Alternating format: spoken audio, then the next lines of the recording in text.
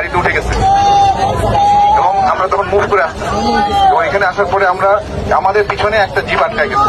এই কারণ জিপের সামনে আপনার হচ্ছে মোটামুটি 100 জনের মতো পুলিশ তখন আমার জিপের ইয়েতে চলে আসছে। আমার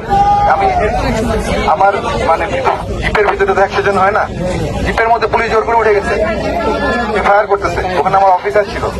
এখন সামনে 100 জন পুলিশ, তারা তাদের যে পজিশন রাস্তা ব্লক করে তারা যেভাবে হেঁটে আছে তারা এভাবে ফায়ার করতেছে এবং হেঁটে আসছে। এখানে আমার অফিসার জিপ নিয়ে, আমি বুঝাতে পারছি আপনাদের।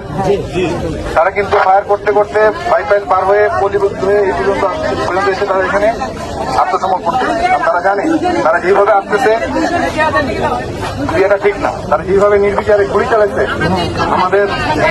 আমাদের নিজেদের সাধারণ ভাই বোন, আমি নিজের চোখে দেখেছি। তো আমি জন্য আপনাদের বলতে আপনারা হয়তো অনেকে ওখানে দেখেন নাই বা দূরে ছিলেন বা অনেক শুনেছেন। আমি যখন ওখানে গেছি আমি দেখছি আমাদের লোকজনের গায়ে যে গুলি লাগছে তারা এসে দেখাচ্ছে এবং এটা শুধুমাত্র যে আপনার দিয়ে বুলেট ফায়ার করে তা না, তারা এখানে মারণাস্ত্র হিসেবে ওটাকে ব্যবহার করেছে। তারা এখন এসে এখানে ঢুকে গেছে, আমার গাড়ি নিয়ে এখানে এসে ঢুকে গেছে। এখন আপনারা আমাকে একটা জিনিস বলেন, তাদেরকে এখানে ঢোকানোর পরে নিরস্ত্র করা হয়েছে, তাদেরকে গ্রেফতার করা হয়েছে। এখন তাদের নথিপত্র, নাম, কি কোন দায়িত্ব, এই সকল জিনিসপত্র ডকুমেন্টেশন করা হবে। তাদেরকে কিন্তু প্রথম কথা তাদেরকে গ্রেফতার করা হয়েছে। এটা কি ক্লিয়ার আপনারা? আমাদের ডিভিশনের জিওসি মহোদয় বলেছেন তাদের উপযুক্ত বিচার হবে।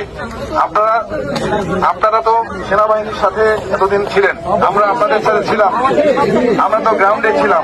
দেশের জনগণের যান মালের নিরাপত্তার দায়িত্ব আমাদের, আপনাদের। আমরা একটা অনেক বড় সমস্যার সমাধান করে আজকে এখানে এসে পৌঁছাইছি। এখন আমার কথা শোনেন, এখানে হয়তো আমি এখনো কাউন্ট করতে পারিনি, বা ধরেন এখানে আপনার পুলিশ আছে, তারা মানুষ, খারাপ হইলেও তারা মানুষ। এখন আপনি যদি একজন মানুষকে আপনার থেকে সে না হয় একটা অপরাধ করে আসছে, এই জন্য কিনা এখন আপনি তাকে নিয়ে এসে আমি এখানে ইয়ে করবো, তাকে আমি এখানে পানিশমেন্ট দেবো? এটা কি সভ্যতার? এটা কোনো সভ্য জাতি না। 1, 2, আমাদের কিন্তু এখানে এনশিওর করা হবে যে তারা বিচারের আওতায় আসতেছে এবং তারা যা করছে এটার তদন্ত অবশ্যই হবে। আর আমি নিজেও দেখছি কি হয়েছে।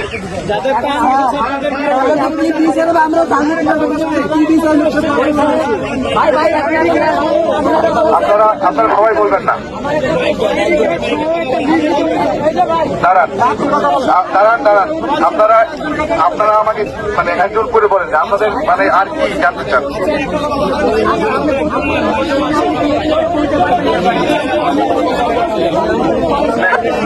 পুলিশের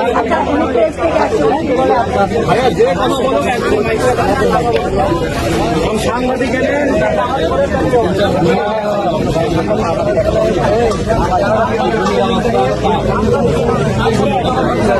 জবাব